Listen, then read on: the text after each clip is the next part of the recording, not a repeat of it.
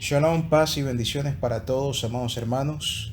Una vez más, agradecemos al Eterno grandemente por esta oportunidad que tenemos de llevar el mensaje de vida y de salvación a ustedes a través de este medio. Quien les saluda, su servidor John Ahumada, representante de la visión ministerial Gadol Elohai, preparando el camino. Estamos enfocados plenamente en lo que es la enseñanza y el estudio de la Torá o de las escrituras bajo una perspectiva hebrea. Es así como el día de hoy compartiremos un resumen de la lectura de la Torá de esta semana que lleva como título Parashat Noah, que básicamente traduciría la porción de Noé, que es la porción de lectura que corresponde a esta semana. Esta parashá, que ya sabemos tiene un título y es el nombre del personaje Noé, quisiera colocarle también un subtítulo, cuyo subtítulo, digamos, es extraído también de las enseñanzas de nuestro Adón Yeshua, nuestro Mesías Yeshua. Y por eso llamaría a esta porción como en los días de Noah o como en los días de Noé. Así textualmente se refirió el Mesías Yeshua en Lucas capítulo 17, del versículo 26 al 30, hablando acerca de lo que sería su segunda venida en los tiempos postreros y cómo serían los tiempos al final de los días. Y se refirió haciendo alusión a esta época o a esta historia de Noé. De tal manera que ahora que nos vamos a introducir en este tema, podamos nosotros comprender que no se trata de solamente un hecho histórico relevante de hace miles de años atrás, sino que este más bien nos viene a traer un enfoque actual de lo que estamos viviendo y hacia dónde nos movemos, hacia dónde va la humanidad. Comencemos con una lectura en el libro de Bereshit o el libro de Génesis capítulo 6, versículo 9. Esta porción comprende desde Génesis capítulo 6, versículo 9 hasta Génesis capítulo 11, versículo 32.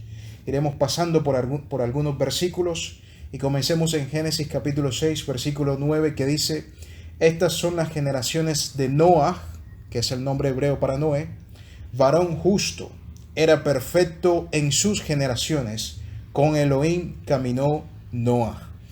Veamos que hay dos características muy importantes que aquí describen la vida de este varón, de este hombre Noé. Uno, que era un varón justo. Dos, que era perfecto.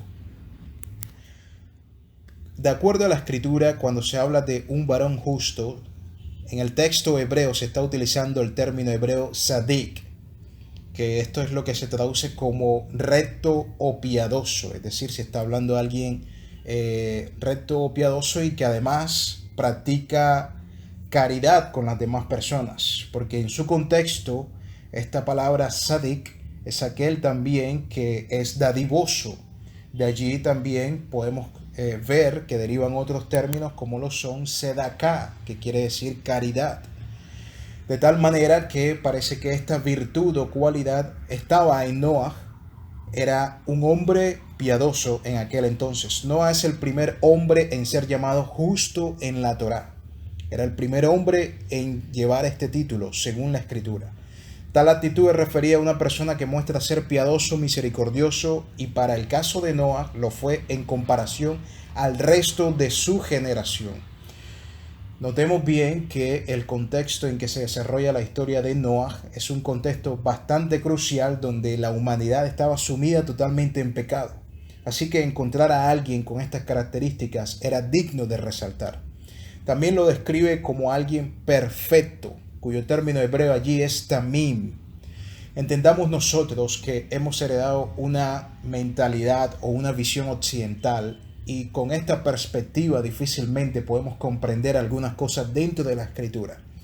Porque quizás si yo menciono a simple vista a alguien perfecto, pudiéramos nosotros entender que parece alguien intachable o como si fuese alguien que no comete errores. Ciertamente el término hebreo tamim se traduce de la siguiente manera: entero, también puede indicar algo sin defecto, y un sinónimo de ello es integridad. Así que Noah era un hombre aparentemente intachable en su conducta y físicamente alguien completo en sus facciones, e indiscutiblemente hablamos de un hombre como ningún otro para ese momento. Esta característica o virtud que menciona en relación a lo perfecto de Noah no lo está haciendo en alusión a alguien que no cometía errores, sino en alusión a su condición física y también a su condición espiritual delante del Señor. Recordemos siempre que delante de los hombres tendremos un concepto el cual no muchas veces es el mismo que se tiene delante del Eterno. Y hay muchos ejemplos de ellos en la Escritura.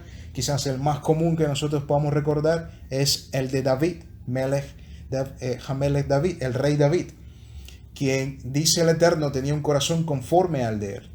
Pero aquí también encontramos que esta característica se consigue también en Noah, siendo llamado un varón justo y perfecto en medio de su generación. En medio de una sociedad llena de corrupción y violencia, Noah se esforzó por ser alguien íntegro. Esto es un vivo ejemplo de que la sociedad actual no tiene por qué marcar las características y costumbres que nosotros desarrollemos como pueblo.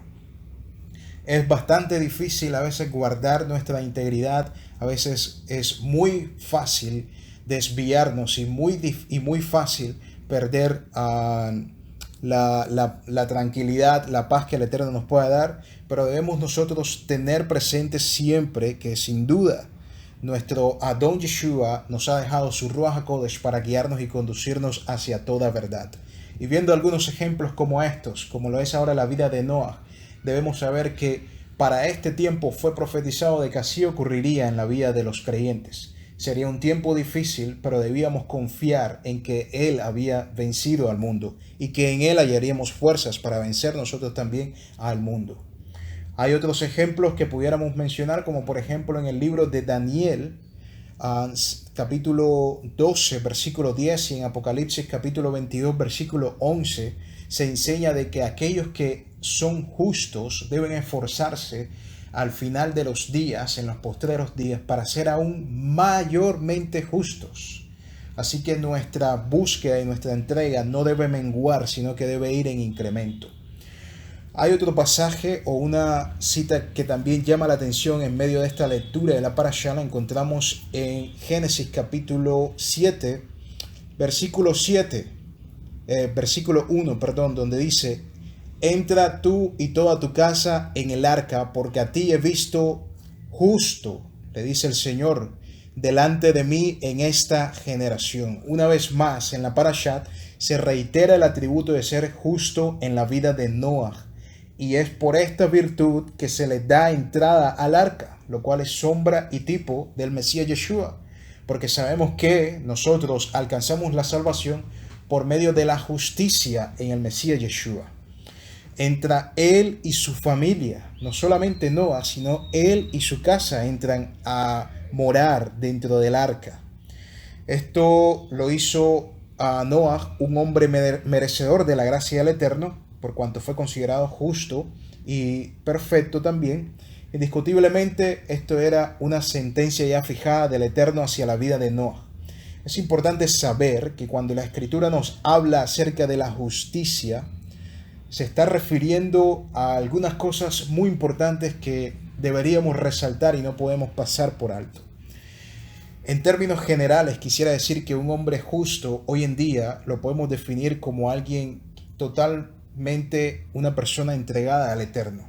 Esa es la justicia que pudiéramos definir de acuerdo a lo que se refiere a una persona o un creyente entregado en la oración, un creyente entregado en ayuno, un creyente entregado a ser dadivoso, es también considerado un hombre justo. Pero vamos un poco más allá para poder entender cómo se observa esto dentro del contexto escritural, y recordemos algo que el Mesías Yeshua menciona en Mateo capítulo 6, versículo 33, cuando nos dice: buscad primeramente el reino de Elohim y su justicia, y el resto de las cosas os serán añadidos. Esto se parece mucho a cuando en el libro de Deuteronomio el Eterno nos enseña que si guardamos los mandamientos, las bendiciones nos perseguirán y nos alcanzarán. Y es que justamente en la Escritura, cuando se habla de justicia, se puede estar refiriendo a dos términos. Uno es el que ya hemos mencionado cuando estábamos hablando de Sadik. El término es Sadik para justo, y para justicia sería Sedaká. Ese es un término en el hebreo que se utiliza para Sedaká, lo cual habla de alguien caritativo o alguien honrado, alguien que obra con rectitud. Y hay un segundo término hebreo para justicia, el cual es Mishpat.